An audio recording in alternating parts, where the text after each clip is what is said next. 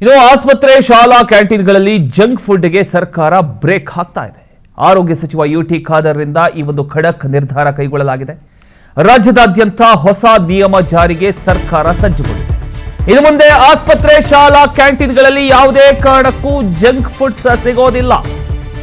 ಅಂದ್ರೆ ಪಾನಿಪುರಿ ಆಗಿರ್ಬೋದು, ಬೇಲ್ಪುರಿ ಆಗಿರ್ಬೋದು, ಸಮೋಸ ಆಗಿರ್ಬೋದು, ಸ್ಯಾಂಡ್ವಿಚ್ ಆಗಿರ್ಬೋದು, ಇಂಥ ಯಾವುದೇ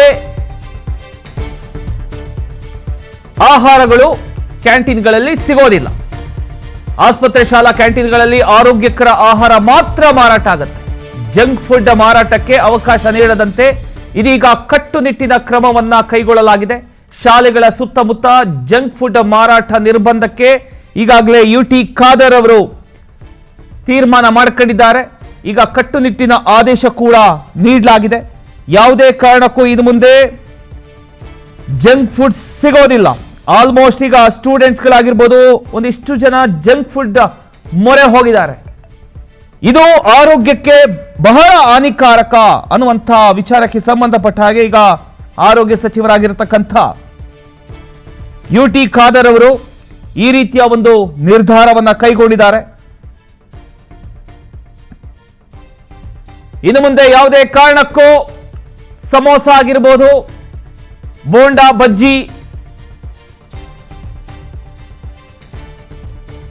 ಯಾವುದು ಕೂಡ ಸಿಗೋದಿಲ್ಲ. ಇದರ ಬಗ್ಗೆ ಇನ್ನಷ್ಟು ಡೀಟೇಲ್ಸ್ ಕೊಡ್ತಾರೆ ನಮ್ಮ ಪ್ರತಿನಿಧಿ ರಂಜನ್.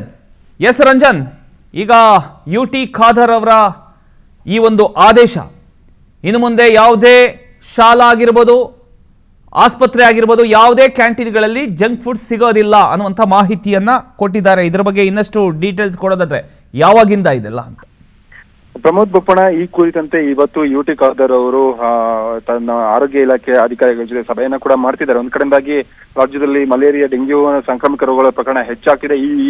ಈ ಕುರಿತಂತೆ ಸಭೆ ಮಾಡ್ತಿರುವಂತದ್ದು. ಈ ಒಂದು ಸಭೆಯಲ್ಲಿ ಈ ಒಂದು ವಿಚಾರವಾಗಿ ಕೂಡ ಚರ್ಚೆ ನಡೆಯುವಂತ ಸಾಧ್ಯತೆ ಇದೆ. ಈಗಾಗಲೇ ಅಧಿಕಾರಿಗಳಿಗೆ ಸೂಚನೆ ಕೂಡ ಕೊಟ್ಟಿರುವಂತದ್ದು. ಒಂದ್ ಕಡೆಯಿಂದಾಗಿ ಏನು ರಾಜ್ಯದಲ್ಲಿರುವಂತಹ ಜನರ ಜೀವನ ಶೈಲಿ ಜೊತೆಗೆ ಆರೋಗ್ಯದ ವಿಚಾರವಾಗಿ ಗಮನ ಹರಿಸಿದಾಗ ಕ್ಯಾನ್ಸರ್ ನಂತಹ ಮಾರಕ ರೋಗಗಳು ಜಂಕ್ ಫುಡ್ ನ ಅತಿಯಾದಂತಹ ಸೇವನೆಯಿಂದ ಕಂಡು ಬರ್ತಿರುವಂತದ್ದು.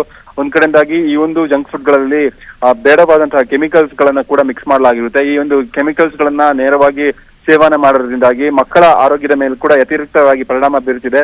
ಈ ಹಿನ್ನೆಲೆಯಲ್ಲಿ ಶಾಲಾ ಮತ್ತು ಆಸ್ಪತ್ರೆಗಳ ಆವರಣಗಳಲ್ಲಿ ಆರೋಗ್ಯಕರವಾದಂತಹ ಆಹಾರವನ್ನ ಪೂರೈಸುವ ನಿಟ್ಟಿನಲ್ಲಿ ಈ ಕ್ರಮವನ್ನ ಕೈಗೊಳ್ಳಲಾಗ್ತಿರುವಂತದ್ದು. ಯಾವುದೇ ಕಾರಣಕ್ಕೆ ಸರ್ಕಾರಿ ಆಸ್ಪತ್ರೆ ಇರ್ಬೋದು ಅಥವಾ ಸರ್ಕಾರಿ ಶಾಲಾ ಕಾಲೇಜುಗಳ ಆವರಣಗಳಲ್ಲಿ ಜಂಕ್ ಫುಡ್ ಗಳನ್ನ ವಿತರಣೆ ಮಾಡುವುದು ಅಥವಾ ಮಾರಾಟ ಮಾಡುವುದನ್ನ ಕೂಡ ನಿಷೇಧ ಮಾಡುವ ವಿಚಾರವಾಗಿ ಈಗಾಗಲೇ ಚಿಂತನೆಯನ್ನು ನಡೆಸಲಾಗಿದೆ. ಇದರ ಬಗ್ಗೆ ಸ್ಪಷ್ಟವಾದಂತಹ ಕ್ಲಾರಿಟಿನ ಸ್ವತಃ ಆರೋಗ್ಯ ಸಚಿವರೇ ಇವತ್ತು ನಡೆಯುವಂತಹ ಸಭೆಯಲ್ಲಿ ತಮ್ಮ ಅಧಿಕಾರಿಗಳ ಜೊತೆ ಚರ್ಚಿಸಿ ಯಾವ ಹಂತದಲ್ಲಿ ಈ ಒಂದು ವಿಚಾರವನ್ನ ಸಮರ್ಪಕವಾಗಿ ಜಾರಿಗೊಳಿಸಬಹುದು, ಶಾಲಾ ಕಾಲೇಜು ಆವರಣದಲ್ಲಿ ಹೇಗೆ ಜಂಕ್ ಫುಡ್ ಗಳನ್ನ ನಿಷೇಧ ಮಾಡಬಹುದು, ಜೊತೆಗೆ ಹೇಗೆ ಮಕ್ಕಳಿಗೆ ಆರೋಗ್ಯಕರವಾದ ಜೊತೆ ಪೌಷ್ಟಿಕಯುಕ್ತವಾದಂತಹ ಆಹಾರ ಸಿಗುವ ಹಾಗೆ ಮಾಡಬಹುದು ಅನ್ನುವಂಥದ್ದು ಕೂಡ ಚರ್ಚೆಯನ್ನ ನಡೆಸಿರುವ